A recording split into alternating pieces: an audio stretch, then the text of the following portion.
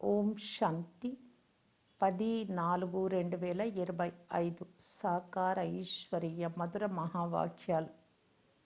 మధురమైన పిల్లలారా, మీ ఉన్నతి కొరకు ప్రతిరోజు లెక్కాచారం తీయండి, చార్టు వ్రాయండి. రోజు అంతటిలో నడవడిక ఎలా ఉంది, యజ్ఞము పట్ల నిజాయితీగా ఉన్నానా అని పరిశీలించుకోండి. ప్రశ్న: ఏ పిల్లల పట్ల తండ్రికి చాలా గౌరవం ఉంది, ఆ గౌరవానికి గుర్తులేవి? జవాబు: ఏ పిల్లలైతే తండ్రితో సత్యంగా యజ్ఞం పట్ల నిజాయితీగా ఉన్నారో, ఏది దాచరో ఆ పిల్లల పట్ల తండ్రికి చాలా గౌరవం ఉంది. గౌరవం ఉన్నందువలన బుజ్జగించి ఉన్నతి చేస్తూ ఉంటారు, సేవ చేయడానికి కూడా పంపిస్తారు. కానీ పిల్లలకు సత్యము వినిపించి శ్రీమతము తీసుకునే తెలివి ఉండాలి. పాట: సభలో దీపం వెలిగింది. ఓం శాంతి. ఈ పాట తప్పు. ఎందుకంటే మీరు దీపాలు కారు. వాస్తవానికి ఆత్మను దీపమని అనరు. భక్తులు అనేక పేర్లు పెట్టేశారు. తెలియనందువలన నేతి నేతి మాకు తెలియదు అని అంటారు కూడా. అందరూ నాస్తికులే. అయినా ఏ పేరు నోటికి వస్తే ఆ పేరుతో పిలుస్తారు. బ్రహ్మను దీపం అంటారు. అంతేకాక రాయి రప్పలలో కూడా పరమాత్మ ఉన్నారు అనేస్తారు. ఎందుకంటే భక్తి మార్గంలో ఎవ్వరూ తండ్రిని యథార్థంగా తెలుసుకోలేరు. తండ్రి స్వయంగా వచ్చి తమ పరిచయం ఇవ్వాల్సి వస్తుంది. శాస్త్రాలు మొదలైన వాటిలో దేనిలోనూ తండ్రి పరిచయం లేదు. అందువలన వారిని నాస్తికులని అంటారు. ఇప్పుడు పిల్లలకు తండ్రి స్వయంగా తమ పరిచయం ఇచ్చారు. కానీ స్వయాన్ని ఆత్మగా భావించి తండ్రిని స్మృతి చేయడంలోనే బుద్ధికి పని ఉంది. ఈ సమయంలో అందరూ రాతి బుద్ధి కలవారిగా ఉన్నారు. బుద్ధి ఆత్మలో ఉంది. అవయవాల ద్వారా ఆత్మలోని బుద్ధి స్వచ్ఛంగా బంగారు బుద్ధిగా ఉందా లేక రాతి బుద్ధిగా ఉందా అని తెలుస్తుంది. ఆధారం అంతా ఆత్మ పైననే ఉంది. మనుషులేమో ఆత్మయే పరమాత్మ అని, ఆత్మ నిర్లేపి అని అంటారు. కనుక ఏది కావాలి అంటే అది చేస్తూ ఉండండి అని చెప్తారు. మనుషులై ఉండి తండ్రి ఎవరో తెలియదు. తండ్రి చెప్తున్నారు, మాయా రావణుడు అందరి బుద్ధిని రాతి బుద్ధిగా చేసేసాడు. రోజు రోజుకు తమో ప్రధానత ఎక్కువ అవుతూ ఉంది. మాయ జోరు ఎక్కువగా ఉంది. బాగుపడరు. రాత్రిపూట రోజంతటి లెక్కాచారాన్ని చూసుకోండి. ఈరోజు నేనేం చేశాను? భోజనము దేవతల వలె తిన్నానా, నియమానుసారం నడుచుకున్నానా లేక తెలివిహీనుల వలె నడుచుకున్నానా? ప్రతిరోజు మీ లెక్కాచారాన్ని సరిచేసుకొనిచో మీ ఉన్నతి ఎప్పుడూ జరగదు సరిచేసుకోకుంటే. చాలామందిని మాయ చెంప దెబ్బలు కొడుతూ ఉంటుంది. ఈరోజు నా బుద్ధి యోగము ఫలానా వారి నామ రూపాలలోకి వెళ్ళింది, ఈరోజు ఈ పాపకర్మ జరిగింది. ఇలా సత్యము వ్రాయువారు కోటిలో కొంతమంది మాత్రమే ఉన్నారు.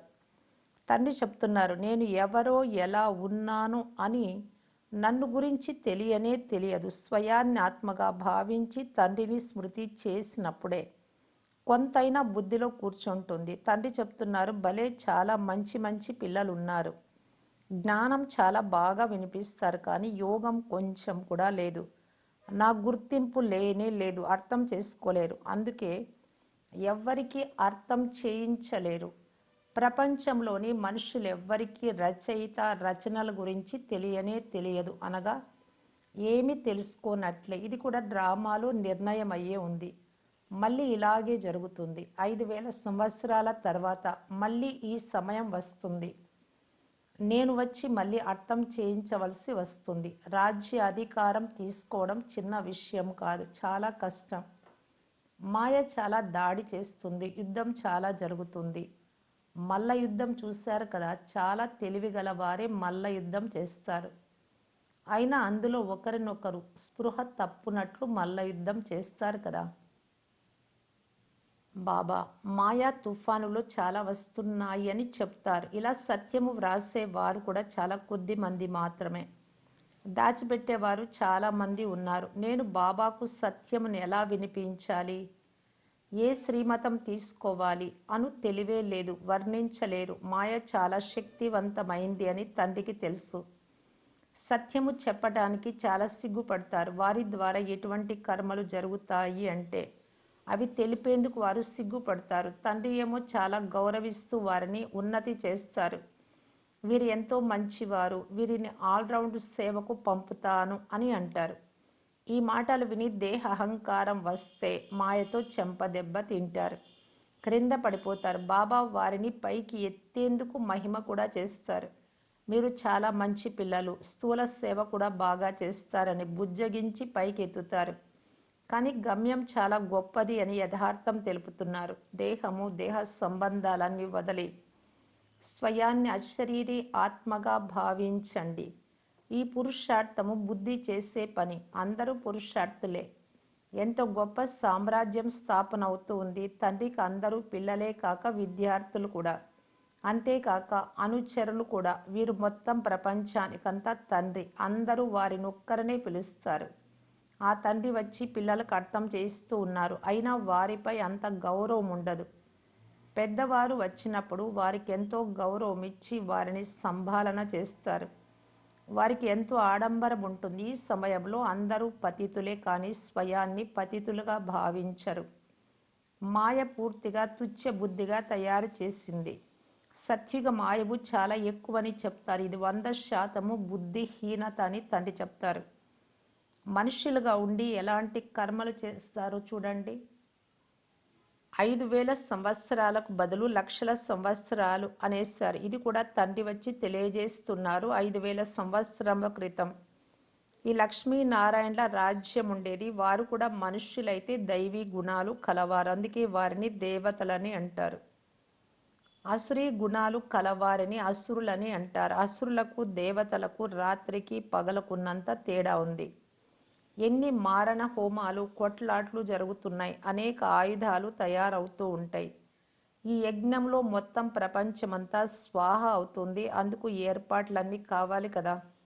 బాంబులు తప్పకుండా వేసుకుంటారు. బంధు అవ్వజాలదు. కొద్ది సమయంలోని అందరి వద్ద ఎన్నో లెక్కలేనన్ని బాంబులు తయారవుతాయి. ఎందుకంటే వినాశనం అయితే వేగవంతంగా జరగాలి. అప్పుడు హాస్పిటల్స్ మొదలైనవేవీ ఉండవు. ఎవ్వరికి అర్థం కూడా కాదు. పిన్నమ్మ ఇల్లేమీ కాదు. వినాశన సాక్షాత్కారాలు చిన్న విషయం కాదు.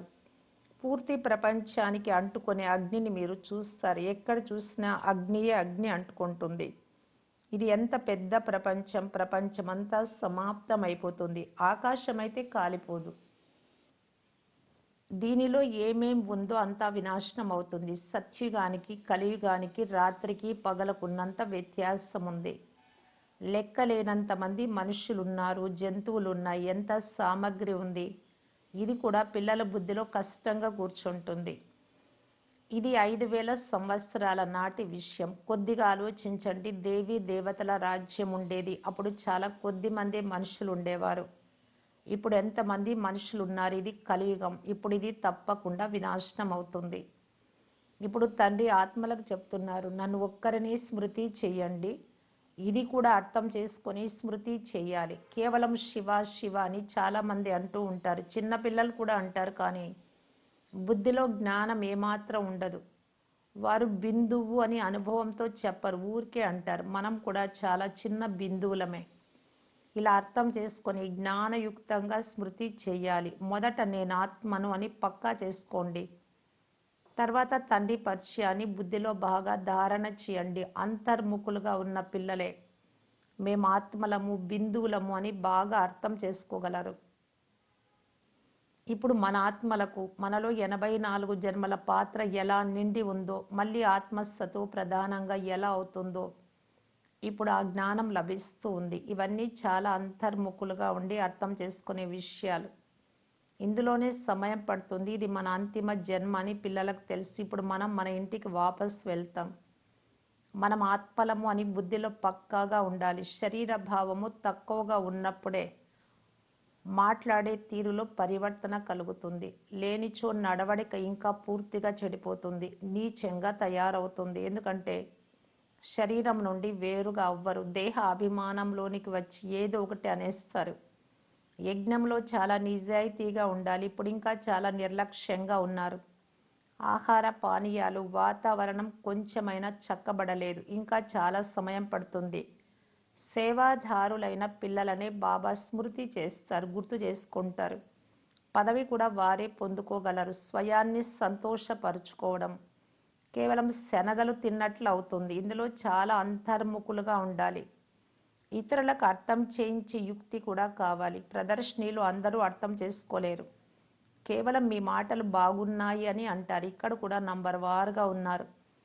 మనము తండ్రి పిల్లలుగా అయ్యాం. తండ్రి నుండి స్వర్గ వారసత్వం లభిస్తుంది అని నిశ్చయం ఉన్నవారు నంబర్ వారుగా ఉన్నారు.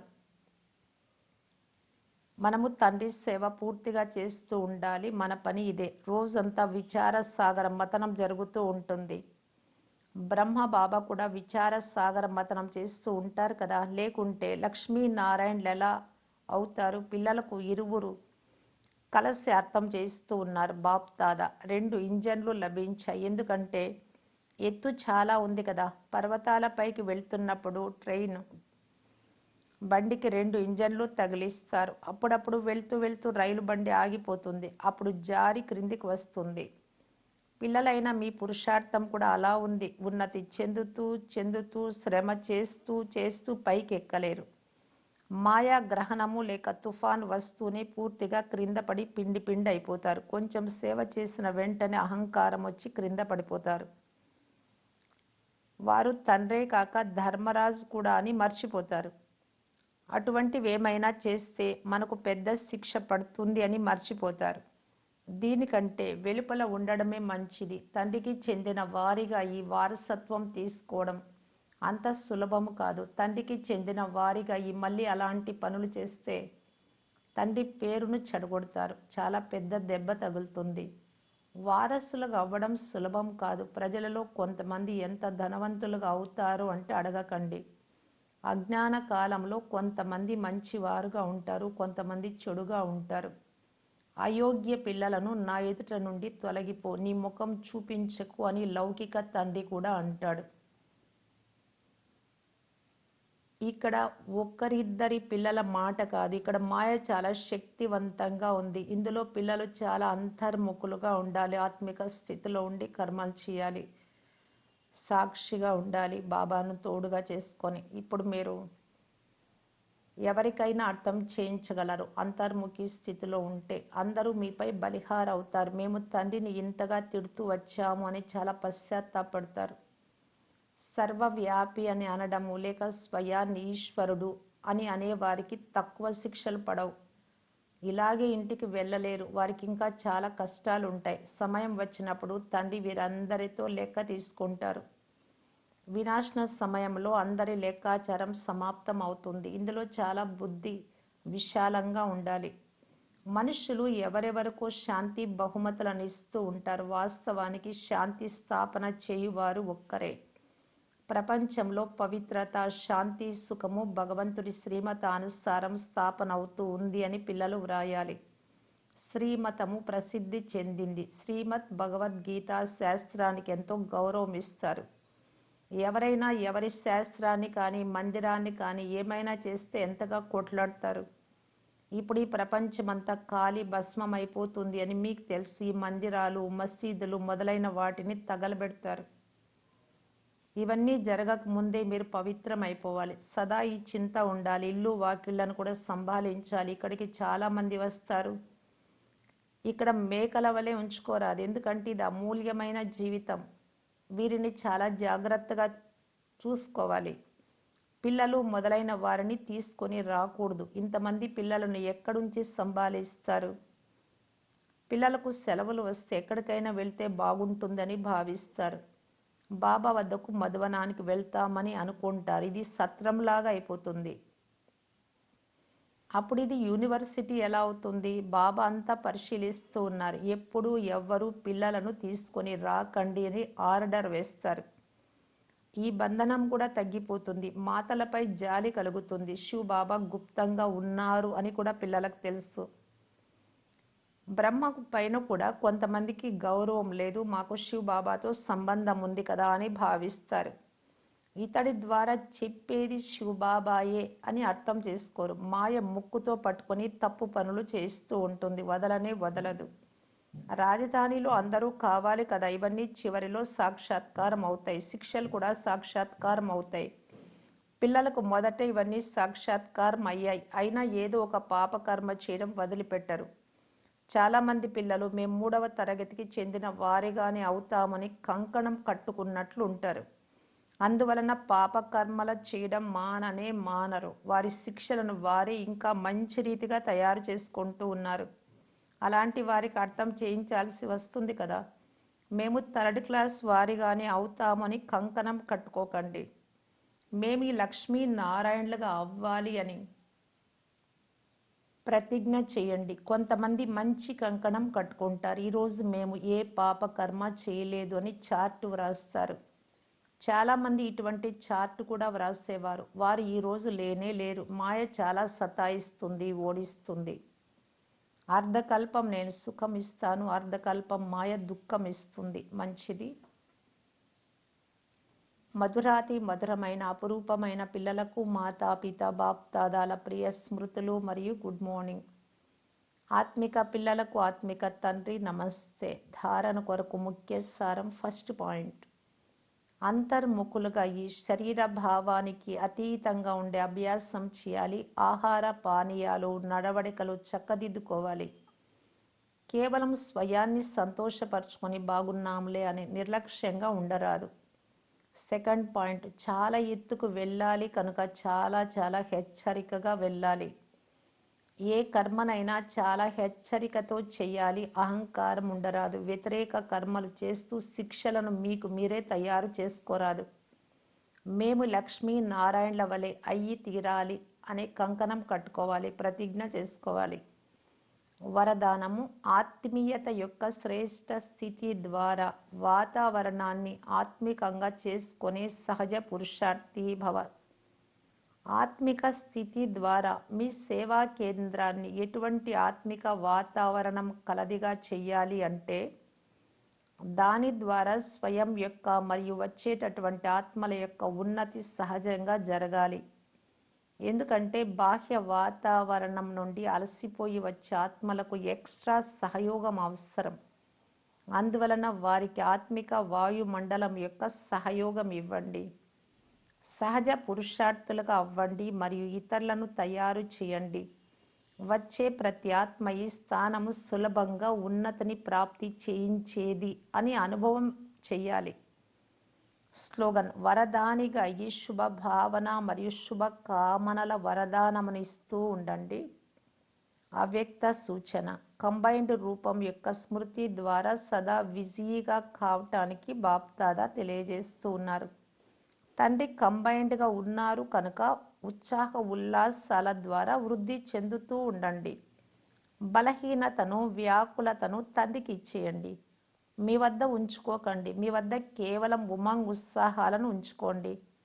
సదా ఉత్సాహ ఉల్లాసాలతో నాట్యం చేస్తూ ఉండండి, పాడుతూ ఉండండి, బ్రహ్మ భోజనం తింటూ ఉండండి. ఓం శాంతి.